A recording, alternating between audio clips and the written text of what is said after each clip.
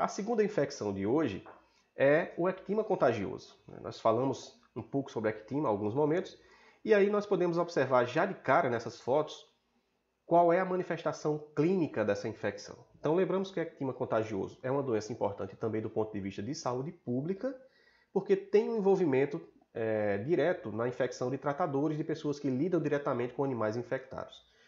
E outro dado que nós não podemos esquecer é que o ectema contagioso, ela também é uma doença de notificação obrigatória, tá? Por causa dessas lesões que podem, em algum momento, serem confundidas com febre aftosa, tá? Então, é importante que, quando vocês, quem for atuar aqui com pequenos ruminantes, né, diante de um surto de ectema contagioso, vocês devem notificar o sistema de defesa, ligar para a defesa agropecuária do seu local.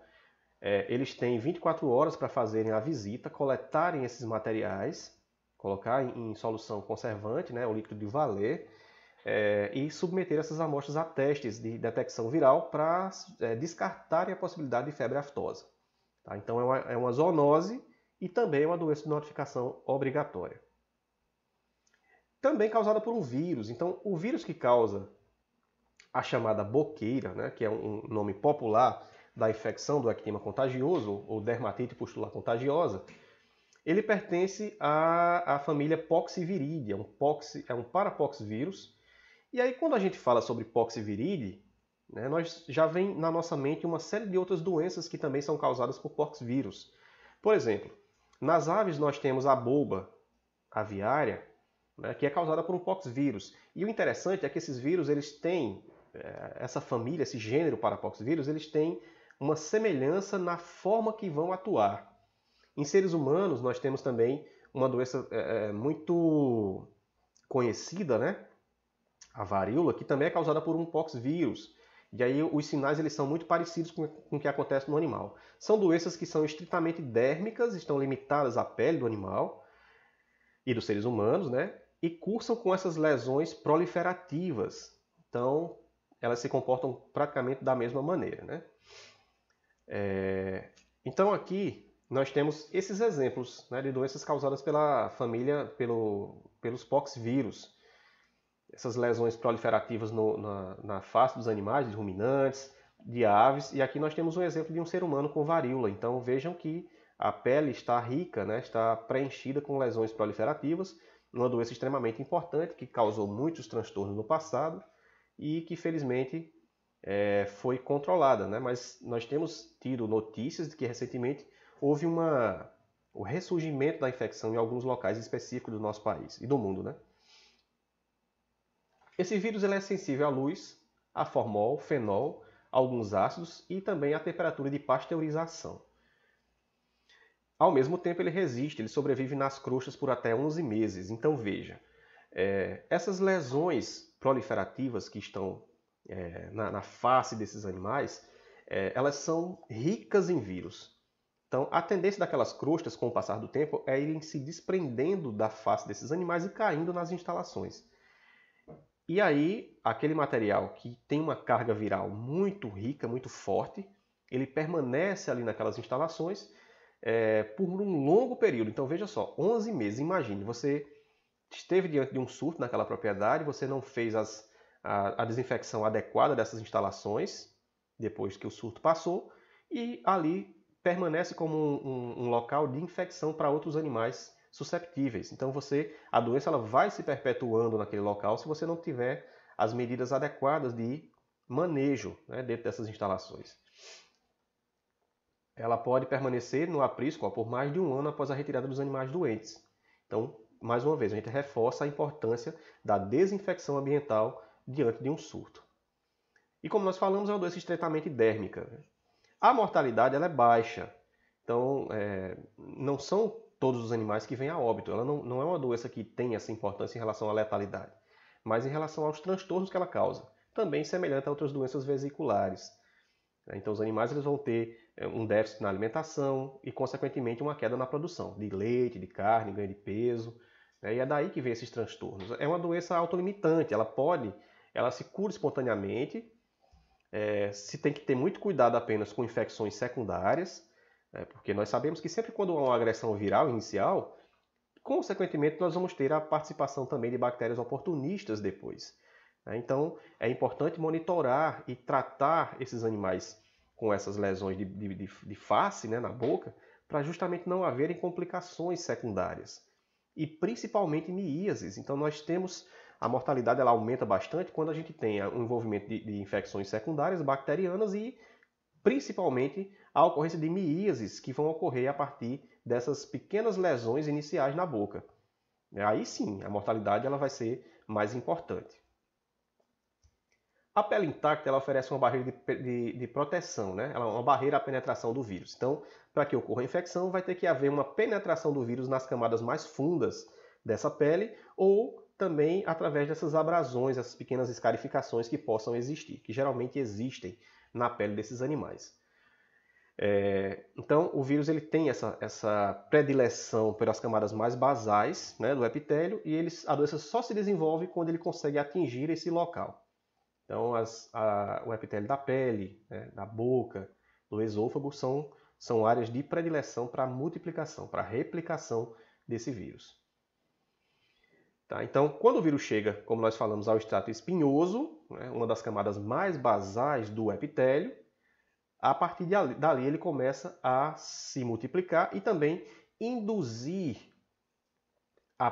o epitélio a uma proliferação descontrolada. Então, essas lesões elas surgem a partir da multiplicação exacerbada daquele epitélio, graças à indução viral, ao que o vírus está induzindo as células a fazerem, a se multiplicarem de maneira descontrolada. Então, o epitélio ele vai dobrando, triplicando de tamanho nas suas camadas e vai se formando aquelas primeiras lesões que vão, mais tarde, no seu estágio final de desenvolvimento, se tornarem essas crostas. Nós vamos entender o passo a passo dessas lesões, de como elas se formam. Após 3 dias da penetração, há um avermelhamento no local. Então, aí, né, você começa, é um período de incubação muito curto, né, 3 dias. Rapidamente ocorre o desenvolvimento dessas lesões, é uma doença bastante aguda. Então, começa um avermelhamento do local. Tá? Então, aqui nós podemos observar, só para a gente relembrar lá da histologia, né, os diversos estratos que compõem a pele. Então, mais acima, estrato córneo, estrato lúcido, granuloso. E aqui nós temos o estrato espinhoso, que é justamente o local onde nós temos os queratinócitos e onde o vírus ele faz a sua replicação. E aí, por fim, o estrato basal, né, e o tecido conjuntivo mais abaixo. Então, veja que o vírus ele precisa penetrar realmente na pele. Como é que essas lesões elas vão... Qual é a sequência lógica de surgimento dessas lesões? Então, primeiro vai surgir um eritema.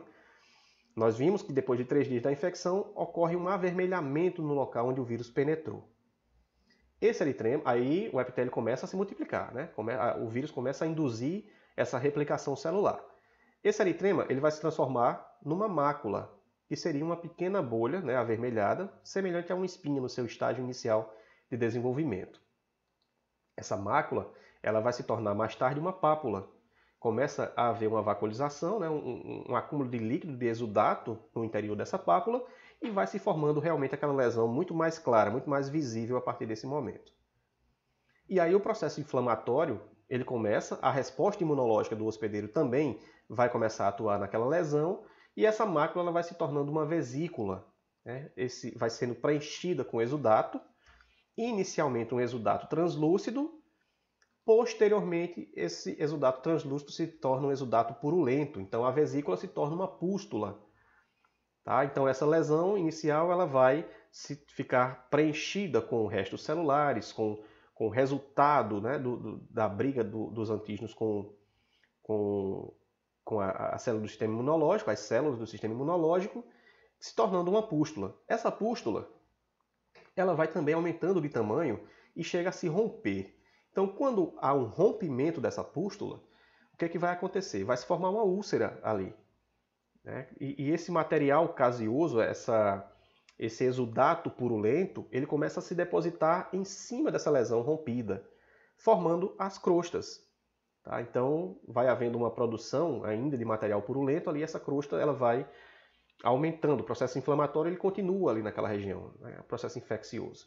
Então, a partir desse momento, né, podem surgir, como nós falamos, os problemas secundários, as infecções secundárias, que vão aumentar ainda mais a extensão dessas lesões, ou também a formação das miíases, se esse animal não for tratado de imediato.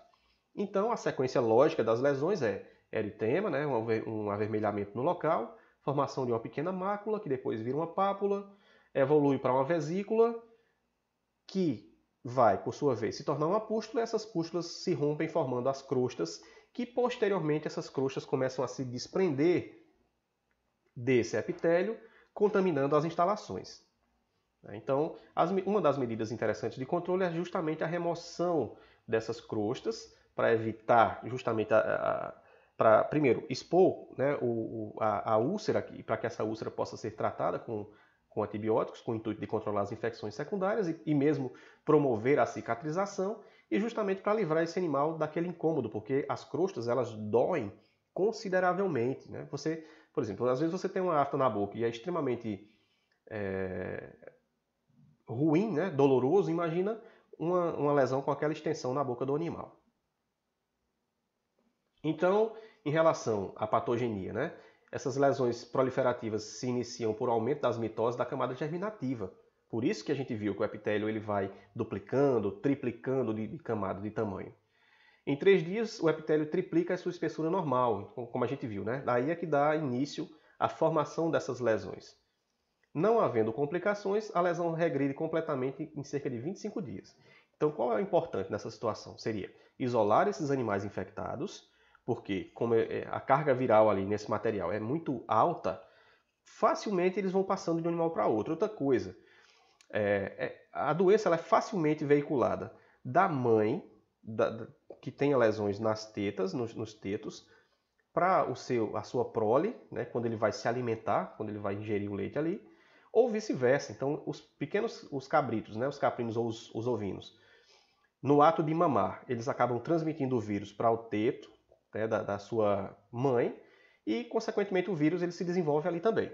E nós sabemos que pequenos ruminantes têm sempre o hábito de, principalmente caprinos e ovinos, eles têm o hábito de mamar em várias mães dentro do plantel. Então, a doença, dessa forma, se dissemina de uma forma muito facilitada, tanto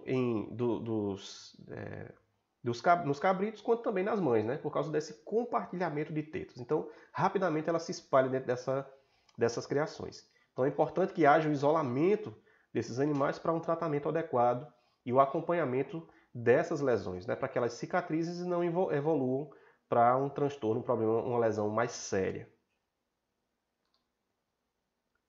Aqui nós temos, de uma maneira bem sintetizada, como acontece a sequência lógica da dinâmica viral no organismo. Então, a lesão na pele vai facilitar a invasão do vírus, que por sua vez vai ocasionar a progressão dessas lesões, né, pela indução na multiplicação do epitélio, a formação de crostas, desprendimento dessas crostas, que vão contaminar o ambiente, e a cicatrização, caso esse animal seja acompanhado, ou se não for acompanhado, o surgimento de infecções secundárias e outros transtornos maiores que podem cursar com a morte do animal.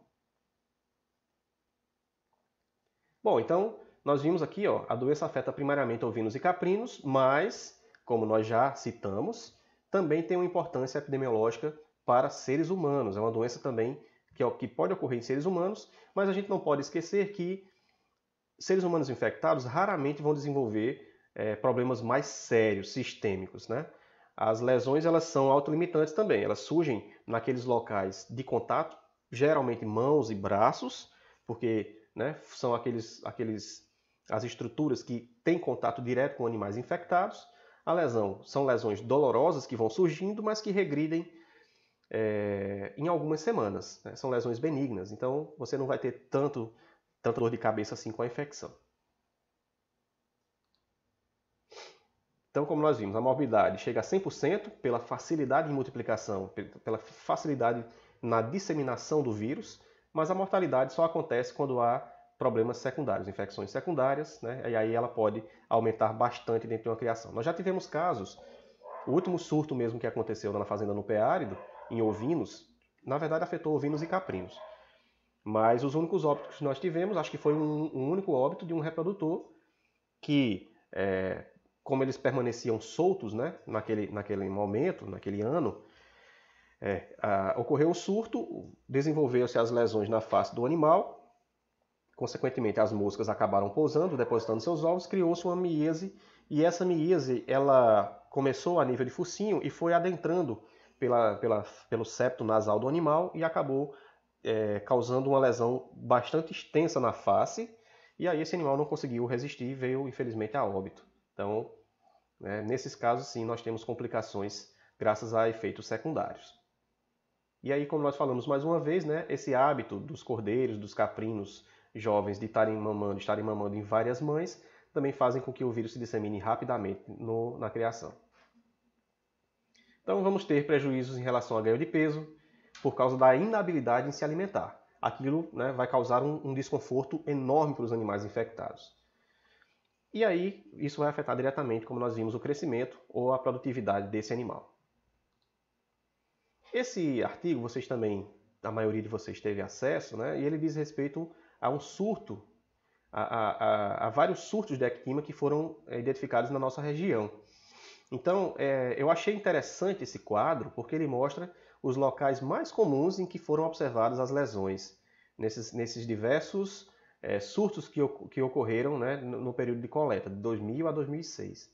Então, ó, as principais lesões estão sempre limitadas aonde? Boca e úbere, porque diz respeito àquela transmissão clássica que a gente falou, do filhote mamar na mãe, né, e sair mamando em outras mães, e no caso dos animais mais adultos, a boca, né, onde a lesão primordial acontece.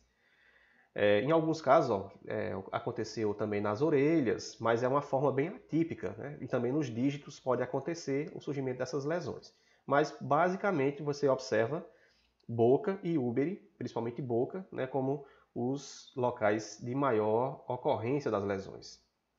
Aqui as imagens que dizem respeito a esses surtos. Então a gente observa aqui, né, muito claramente como essas lesões elas são de fato proliferativas, então aumenta mesmo, fica em alto relevo essas crostas. Ó.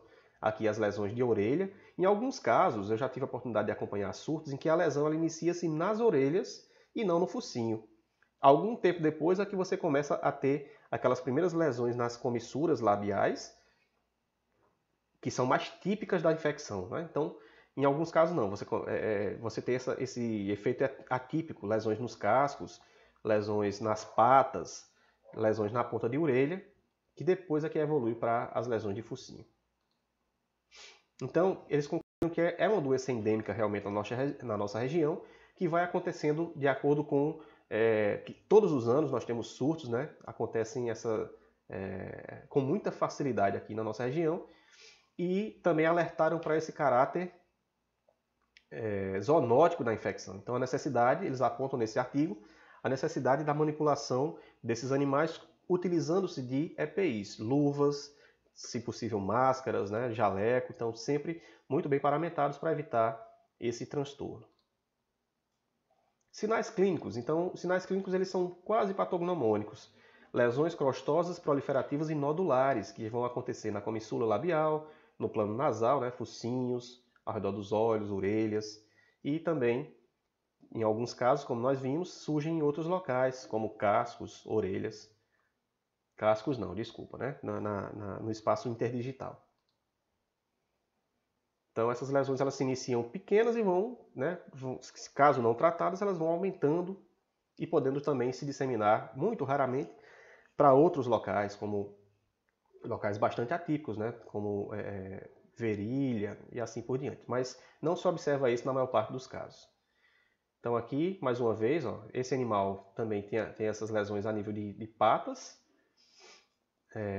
relatado nesses artigos, e aqueles animais agora a cores, né, nos surtos que foram encontrados nesse levantamento que foi realizado pelo pessoal aqui da clínica. Mais uma vez, outro animal com lesões proliferativas na mucosa oral e também nos tetos. Esse caso, essa imagem, ela relata, na verdade são duas pessoas diferentes, tá? Mas as duas acometidas por ectima. Na imagem da direita, nessa imagem aqui, nós observamos que as lesões elas são bem mais extensas, né? mas que também são autolimitantes. Então, tratando-se, evitando-se infecções secundárias, essas lesões elas vão regredir em algumas semanas, 2 semanas praticamente. E essa lesão do dedo que nós temos aqui à direita, ela é de um colega veterinário, né, hoje professor em uma instituição, acho que do norte do país, que desenvolveu trabalhos, a sua vida acadêmica e também acho que mestrado, lá com o pessoal da patologia. Certa vez, manipulando animais infectados, né, ele acabou adquirindo a infecção e surgiram essas lesões que foram confirmadas posteriormente como se tratando de ectema contagioso. Então, provando in loco que se trata de uma zoonose. O diagnóstico ele pode ser dado com base nos sinais clínicos mais os dados epidemiológicos. Então, a entrada de um animal com lesões, né, pode ser um indicativo de que você trouxe a doença para dentro daquela propriedade. Ou mesmo equipamentos contaminados, né, também pode ser uma porta de entrada. Esses sinais clínicos eles são bem clássicos, né, então não dificulta tanto, apesar de que se exige a comprovação através de exames laboratoriais, até pela diferenciação com outras infecções. Embora se diga que a confirmação laboratorial não é usualmente necessária, mas nós não podemos esquecer desse caráter obrigatório de notificação. Tá? Então, tudo bem.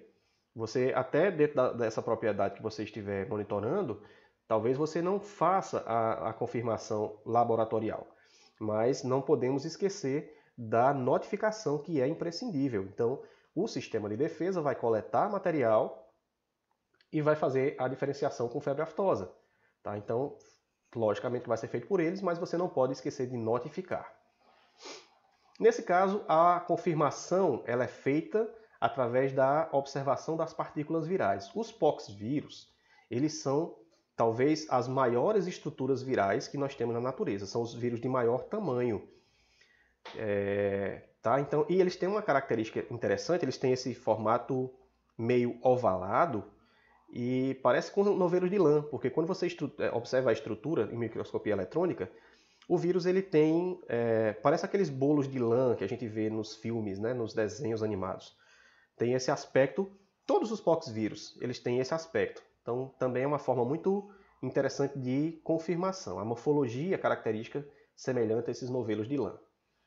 Então aqui na imagem, nessas imagens você tem em diversas lâminas, né, em microscopia eletrônica, a observação clássica do poxvírus com esse formato de novelo de lã. É inconfundível, né? Então, se você está diante de um surto, você opta por fazer a identificação laboratorial, coleta essas lesões e na microscopia você observa essas estruturas, né, você está confirmando realmente de maneira laboratorial que se trata de ectema.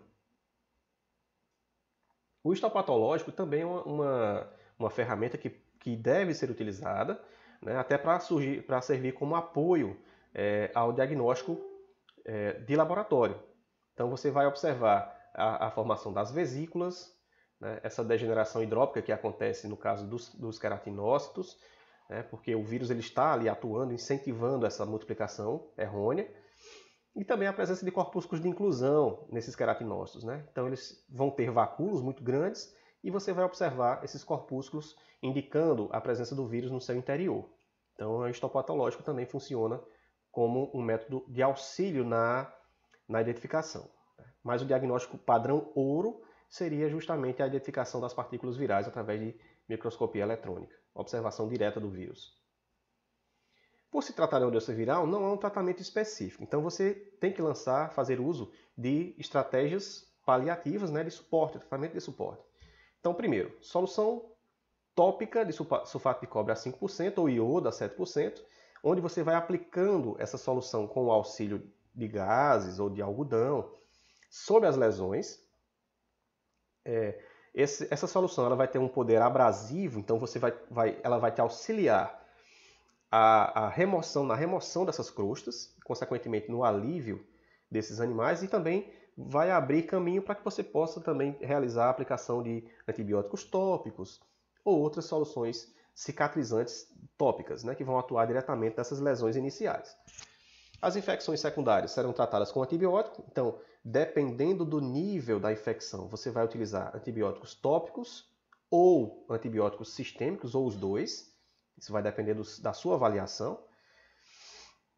E também repelentes vão ser utilizados quando você tiver, principalmente em épocas mais frias, né? Ou dependendo se naquela propriedade existirem microclimas, né? A presença de áreas úmidas que possam incentivar a proliferação de insetos, de moscas, principalmente o ano todo. Então você tem que fazer também a utilização de repelente para evitar o surgimento de mias. Então são protocolos de apoio, né? Para justamente você deixar a infecção passar, as lesões cicatrizarem, sem haver esse envolvimento secundário.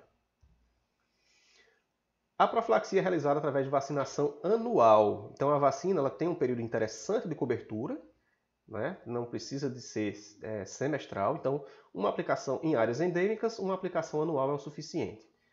A vacina é produzida com o vírus vivo, então talvez por isso que a lesão, que a cobertura seja tão duradoura, né? E aí tem que se ter em mente que quando você utiliza essa vacina, você está introduzindo o vírus na propriedade. Então é aquela velha história da ambientação que nós temos falado aí aula após aula. A doença você faz com que ocorra um equilíbrio, né? Ela estabilize naquele local. E aí você não adianta utilizar em rebanhos onde a doença não concorreu. Como é que essa vacina ela é feita? Ela geralmente vem em frascos com bicos dosadores. Ela vem em solução, né, em forma líquida. Você tem que fazer uma pequena abrasão na pele desse animal e pingar naquele local a vacina. Então o vírus ele vai ser introduzido dessa maneira, né? Você faz uma pequena escarificação e deposita a vacina naquela escarificação. Quais são os locais, então, que deve ser feita essa escarificação? Por uma questão protetiva, no caso de pequenos ruminantes, você tem que fazer essa escarificação na região da axila. Por quê? Porque quando o animal ele voltar para a estação, né, para ficar em estação de maneira normal, a axila vai esconder o local que você escarificou e depositou o vírus. Por quê? Porque qual é o problema disso ficar exposto? A tendência é que se forme pequenas lesões naquela região que foi escarificada, porque você depositou o vírus diretamente ali, né, para induzir a resposta.